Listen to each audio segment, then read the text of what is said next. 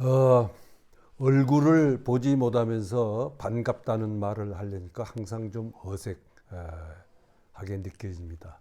그래도 하여튼 이렇게라도 만날 수 있어서 참 반갑습니다.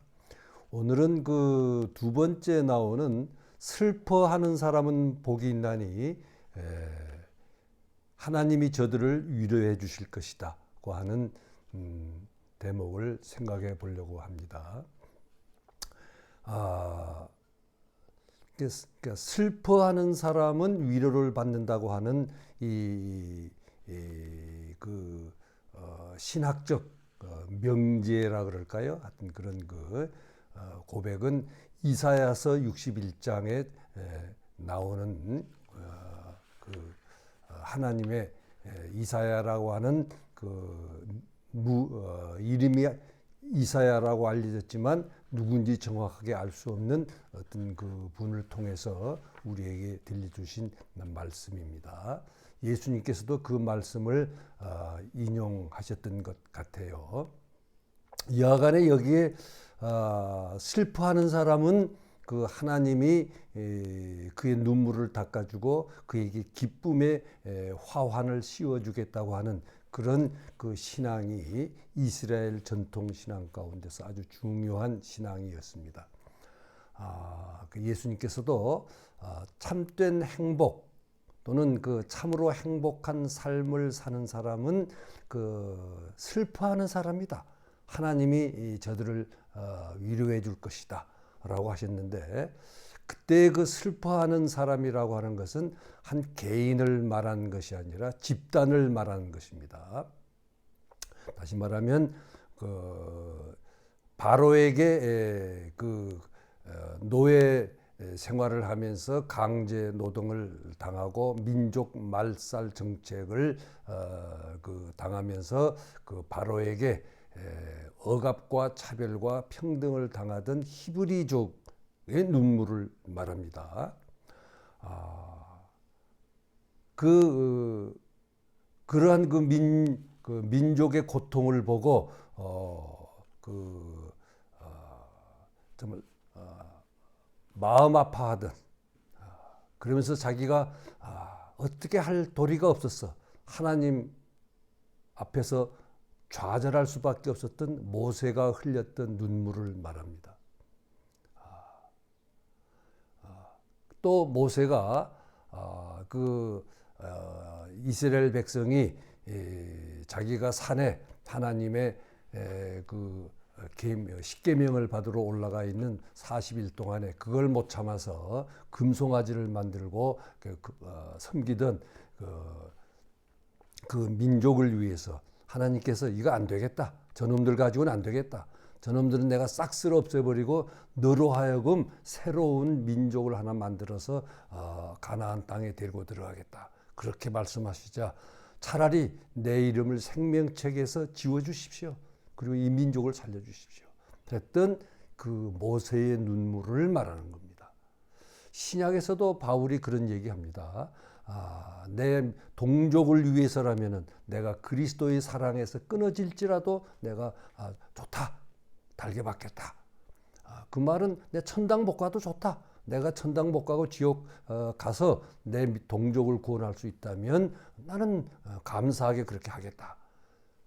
이 눈물이 하나님의 위로를 받는 눈물입니다.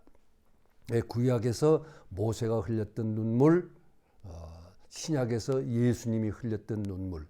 예수님이 웃으셨다고 하는 이야기는 없어요. 그런데 두 번 울었다고 하는, 그냥 울었다는 정도가 아니라 그 목자 없는 양과 같은 그 무리를 보시고 민망히 여기셨다 그랬는데, 옛날 번역에는 그때 사용된 단어는 그 그리스어 중에서 우리 슬픔과 고통을 나타내는 가장 강력한 단어라고 합니다. 또 한 번 예수님께서는 그 예루살렘에 올라가시면서 화려한 예루살렘 성전 건물을 보시면서 한탄하시면서 우시면서 하신 말씀이 예루살렘아 예루살렘아 내가 암탈기 병아리를 품듯이 너희를 품으려고 했지만은 많은 예언자들을 보내서 너희들을 품으려 했지만은 너희가 다 그들을 죽이고 돌로 쳐 죽이고 오늘 여기까지 왔구나. 이제 돌 위에 돌 하나 남지 않을 날이 멀지 않았는데 그것도 모르고 너희가 그 성전을 독차지하고 그리고서 로마가 자기들 대신에 자치를 하라고 예루살렘 성전을 지킬 정도의 경찰을 거느릴 수 있는 권력을 주고 또 70명을 요즘 말로 하면 국회의원처럼 뽑아서 자치권을 줘서 그걸 누리면서 그 제대로 가난해서 11조를 못 마치고 바치지 못하고 안식일을 지키지 못하는 그 민중을 어리석은 율법을 지키지 않는 죄인들이라고 낙인을 찍어서 차별하고 억압하고 착취하던 그 예루살렘의 성직자들과 그 바리새파 사람 또는 사두개파 사람들이라고 하는 그 소위 지주 계급을 향해서 예수님께서 예루살렘아 예루살렘아 내가 예언자들을 보내서 너희들을 내가 품으려고 했지만 너희들이 그들을 다 죽이고 이제 그 도리 위에 돌 하나 남지 않고 너희가 그 애지중지하는 그 성전이 다 무너질 날이 얼마 남지 않았는데 그것도 알아보지 못하고 하면서 한탄하셨다고 하는 기록이 있습니다. 예수님께 두 번 우셨습니다. 하나는 그 목자 없는 양과 같은 민중을 보고 울었고 소위 자칭 목자라고 하면서 로마의 꼭두각시가 돼가지고 결국 기다리고 기다리던 메시아가 왔지만 그 메시아를 알아보지 못하고 메시아를 로마의 권력의 힘을 빌려서 십자가 처형을 한 그 당시의 엘리트 정치 경제 종교 엘리트들을 향해서 예수님께서 한탄하시면서 우셨다고 합니다. 울었다고 합니다. 웃었다는 이야기는 없어요. 그렇다고 예수님께서 늘 울기만 하신 것은 아닙니다. 때로는 그 예루살렘 성전에 들어 올라가서 유월절날 그 환전하는 사람들, 그다음에 비둘기 팔고 양 팔고 제사 드릴 재물을 미처 가져오지 못한 사람들에게 장사하던 그 상을 다 두드려 엎고 채찍을 휘둘리면서 그들을 쫓아내는 그런 분노를 터뜨리기까지 하시면서 우셨던 눈물입니다. 싸우면서 흘렸던 눈물이지 무기력하거나 좌절하거나 패배해서 흘리는 눈물이 아니었습니다. 그래서 이 슬퍼하는 사람은 행복한 사람인데 왜 행복한 거 아니 하나님이 그의 그 슬픔을 위로해 줄 것이기 때문이라고 하는 말은 그냥 아무렇게나 흘리는 눈물이 아닙니다. 또 물론 개인들도 여러 가지 억울하고 또는 답답하고 또 자기 힘으로 어쩔 수 없는 어떤 천재지변을 만난 그런 고통과 슬픔과 아픔이 있습니다. 하나님은 그런 건 모른다 그런 얘기는 아닙니다.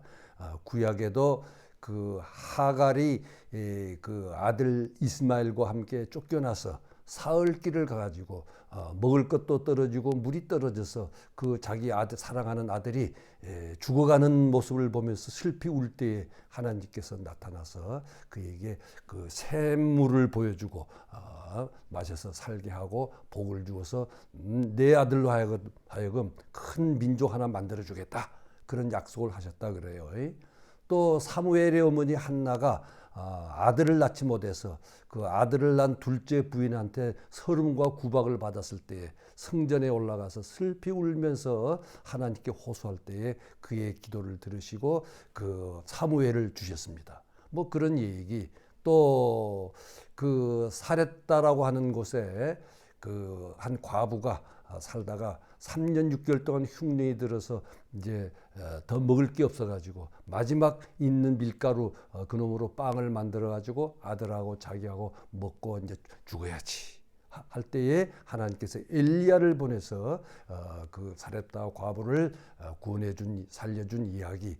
또 그 아들이 죽었을 때 살려준 이야기 그런 이야기들은 성경에 수두룩합니다. 특히 신약에 오면은 예수님께서 그 38년 동안 혈루증 앓던 여자 고쳐준 이야기, 38년 동안 그 예루살렘 그 샘물가에서 물이 동할 때에 제일 먼저 뛰어 들어가야 낫는데 자기 들어갈 힘이 없어서 누워있던 그 중풍병자를 고쳐준 이야기, 혈루증 앓던 여자 고쳐준 이야기, 그 가나안 여인이 와서 자기 딸 살려달라고 할 때에 그 자녀에게 줄 빵을 개에게 던져주는 것이 그게 타당하냐? 안 된다 하고 참 매정하게 거절하셨다가 그 여자가 그래도 개들도 주인의 상에서 떨어지는 부스러기를 얻어먹지 않습니까? 하는 믿음을 보고 깜짝 놀라서 딸아 안심해라 하면서 그 딸을 고쳐준 이야기 등등 해서 개인의 그 아픔과 슬픔과 고통을 좌절을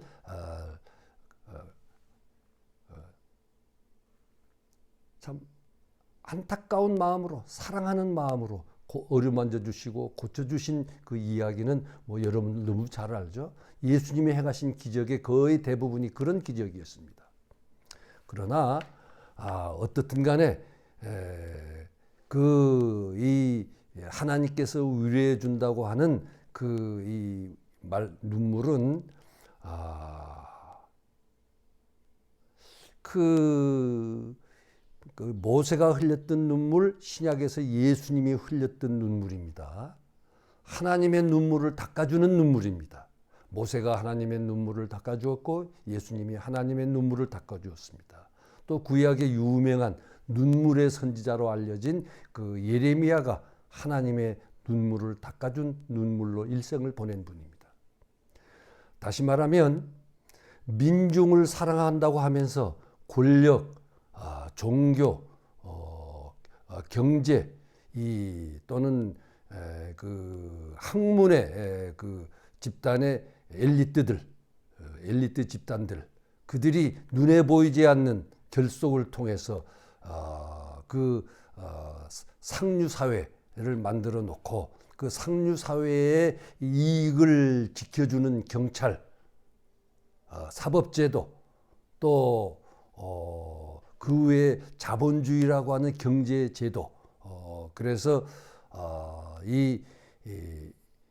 가진 사람은 더 가질 수 있게 되어 있고 가지지 못한 사람은 점점 더 가진 사람들과의 그 차이가 벌어지는 가진 사람은 더 가지고 못 가진 사람은 더 가난해지는 그런 합법화되고 제도화된 이 자본주의 체제 속에서 고통받는 민중의 그 아픔을 보고 울지 않는 눈물은 그것은 하나님의 위로를 받을 수 있는 눈물이 아니라 반대로 하나님의 책망을 받고 바깥에 쫓겨나서 슬피 울며 이를 갈 수밖에 없는 눈물입니다.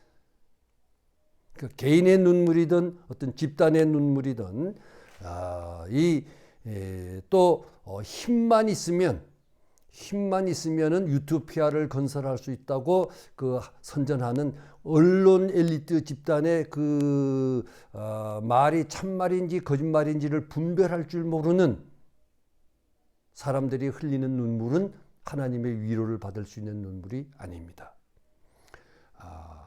돌아가신 교장님의 말을 빌린다면 나라와 민족의 그 불의와 싸우지 않고 눈 감고 그냥 예수 믿고 나는 천당만 가면 된다라고 하는 눈물은 눈물이 아닙니다. 그런 사람들도 뭐 암에 걸려서 또는 사업을 하다가 파산해서 눈물을 흘릴 수 있어요. 그냥 그런 눈물은 아닙니다. 자기가 살고 있는 그 공동체의 사회의 불의와 적극적이든 소극적이든 싸워가면서 그러면서 그 목자 없는 양 같은 민중을 보고 흘리는 눈물, 그 다음에 엘리트 집단의 그 눈먼 모습을 보고 흘리는 눈물, 그 눈물이 하나님의 눈물을 닦아줄 수 있는 그게 예수님의 눈물이요, 예레미야의 눈물이요, 그것이 모세의 눈물입니다. 우리는 예수님께서도 물론 그렇게 평생 울고만 사신 것은 아닙니다.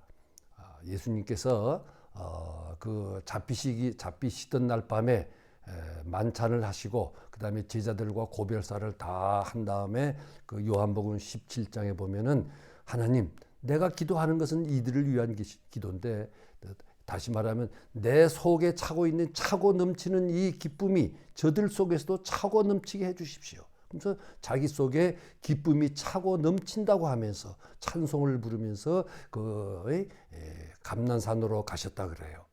그러니까 그 기쁨, 그게 하나님이 주시는 위로의 기쁨입니다.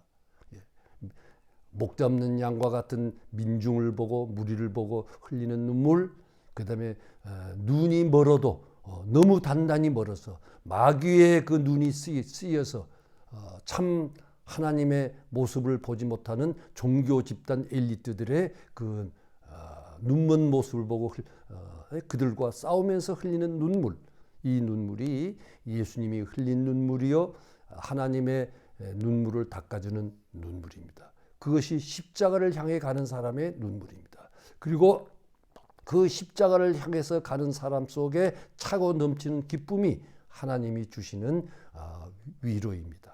우리 사랑하는 거곡교회 형제 자매님들 모두 그런 그 예수님이 흘렸던 눈물과 같은 하나님의 눈물을 닦아드리는 눈물이 마를 날이 없는 그런 신앙의 삶이 여러분 속에 축복으로 임하기를 예수님의 이름으로 기원합니다.